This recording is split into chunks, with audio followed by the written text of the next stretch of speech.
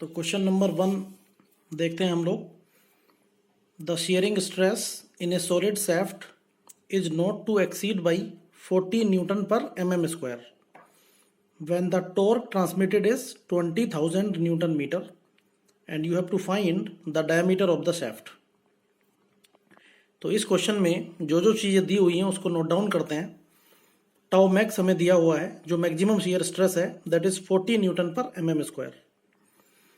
Torque transmitted 20,000 newton metre, इसको मैं Newton mm में कन्वर्ट कर लेता हूँ क्योंकि मुझे शियर स्ट्रेस की value Newton per mm square दी हुई है, तो उसी के अकॉर्डिंग मैंने न्यूटन mm में कन्वर्ट कर लिया। Okay, and diameter of the shaft d which is unknown. तो हम टॉर्जन इक्वेशन यूज करेंगे, tau max divided by R equal to T by J equal to G theta by L. लेकिन चूंकि इस question में angle of twist की कोई बात नहीं की गई है तो फर्स्ट टू टर्म से ही हमारा काम चल जाएगा।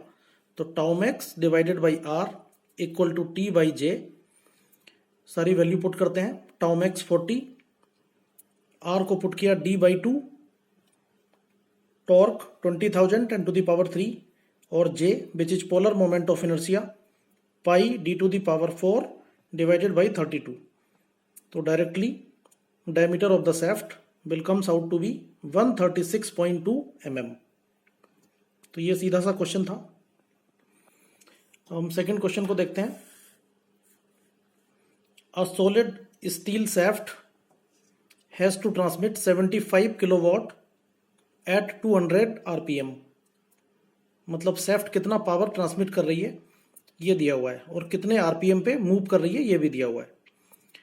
Taking allowable shear stress as 70 Newton per mm square, find suitable diameter for the shaft. If the maximum torque transmitted at each revolution exceeds the mean by 30%।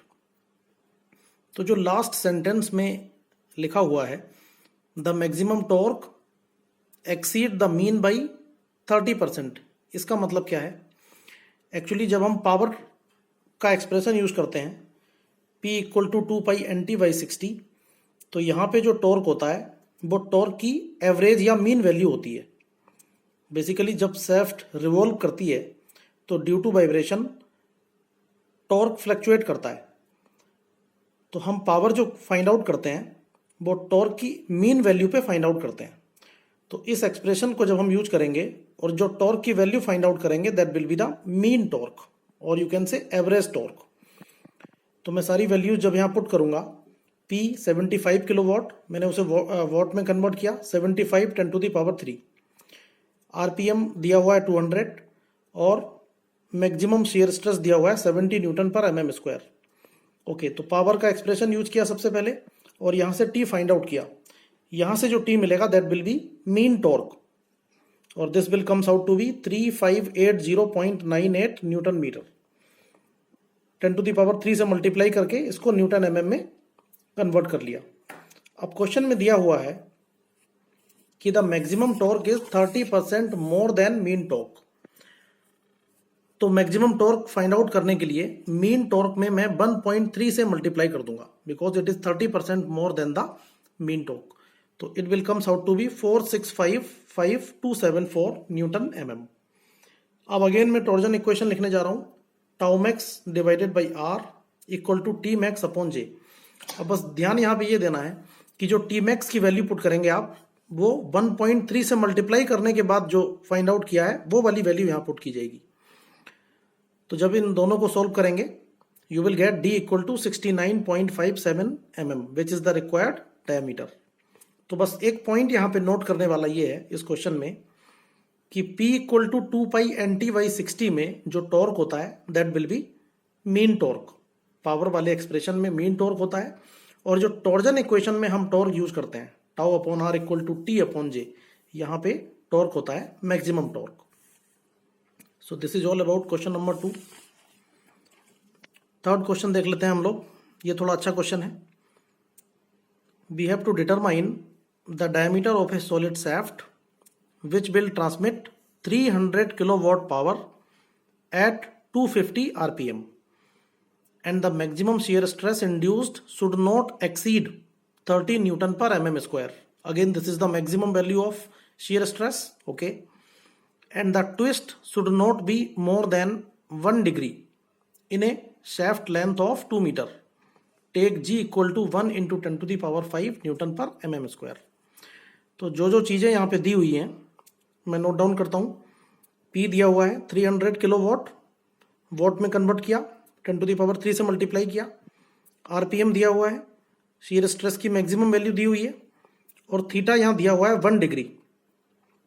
But जब हम torsion equation में theta की value put करेंगे तो वहाँ पे radian में उसे रेडियन में पुट करना होगा. तो 1 डिग्री को रेडियन में कन्वर्ट करने के लिए पाई बाई 180 से मल्टीप्लाई किया मैंने, क्योंकि पाई रेडियन होता है 180 डिग्री. तो 1 degree will be pi by 180 radian. तो it will comes out to be 0.01745 radian. Shaft की लेंथ 2 मीटर है. इसको जब हम पुट करेंगे तो mm में पुट करेंगे 2 इंटू 10 टू दी पावर 3, और G की वैल्यू दी हुई है 1 into 10 to the power 5 newton per mm square. चलिए स्टेप्स देखते हैं. सबसे पहले पावर वाला एक्सप्रेशन यूज किया और टॉर्क मैंने फाइंड आउट कर लिया. 10 टू दी पावर 3 से मल्टीप्लाई किया और न्यूटन mm में कन्वर्ट किया. Okay, now step number 1. Step number 1 ये है कि tau max upon R equal to T upon J. मतलब मैं शेफ्ट का डायमीटर फाइंड आउट करने जा रहा हूँ for the maximum shear stress condition. तो मैक्सिमम शियर स्ट्रेस 30 है, आर हो गया d/2, टॉर्क हमने पावर वाले रिलेशन से यूज किया, और जे होता है pi d to the power 4 upon 32. तो यहाँ से जो डायमीटर निकला मैं उसे d1 बोल रहा हूँ. d1 equal to 124.5 mm. Okay, now second condition है diameter of the shaft for given maximum twist condition. हम सेकेंड कंडीशन यूज करके शेफ्ट का डायमीटर फाइंड आउट करने जा रहे हैं. तो टॉर्जन इक्वेशन का जो लास्ट 2 टर्म्स होते हैं उनको यूज करेंगे, क्योंकि यहाँ पे एंगल ऑफ ट्विस्ट की बात हो रही है. तो T upon J equal to G theta by L. सारी वैल्यूज पुट करते हैं.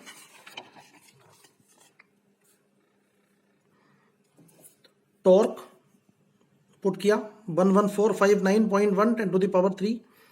जे की value pi D to the power 4 upon 32 equal to G 1 into 10 to the power 5 theta 0.01745 upon L. mm में पुट करेंगे लेंथ 2000. सो यहाँ से D to the power 4 will be this, and the diameter इसको मैं बोल रहा हूँ d2, ये आएगा 107.5 mm. अब यहाँ ध्यान देने वाली बात ये है कि 2 डायमीटर निकल के आ रहे हैं शेफ्ट के, एक d1 और एक d2. d1 124.5 जो कि शियर स्ट्रेस वाली कंडीशन से निकला, और d2 है 107.5 जो कि ट्विस्ट वाली कंडीशन से निकला. अब कौन सा डायमीटर हम सिलेक्ट करें ये देखना है.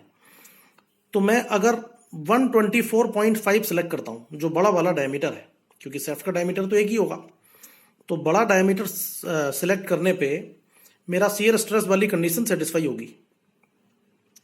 ओके, लेकिन अगर मैं छोटा डायमीटर सिलेक्ट कर लेता हूं 107.5, तो ये ट्विस्ट वाली कंडीशन को तो सेटिस्फाई करेगा, लेकिन इसमें शियर स्ट्रेस वाली कंडीशन सेटिस्फाई नहीं हो पाएगी, क्योंकि जो रिलेशन होता है T upon J equal to tau max upon R. अगर आप इसको सिंप्लीफाई करें तो you will find tau max equal to 16T over pi D cube. कहने का मतलब जो शियर स्ट्रेस है that is inversely proportional to the cube of diameter.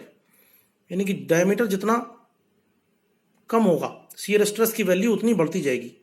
तो अगर 124 से छोटा डायमीटर आप चूज कर लेंगे 107.5, तो जो शियर स्ट्रेस है वो अपनी मैक्सिमम वैल्यू से एक्सीड कर जाएगा, एंड विच इज अनडिजायरेबल.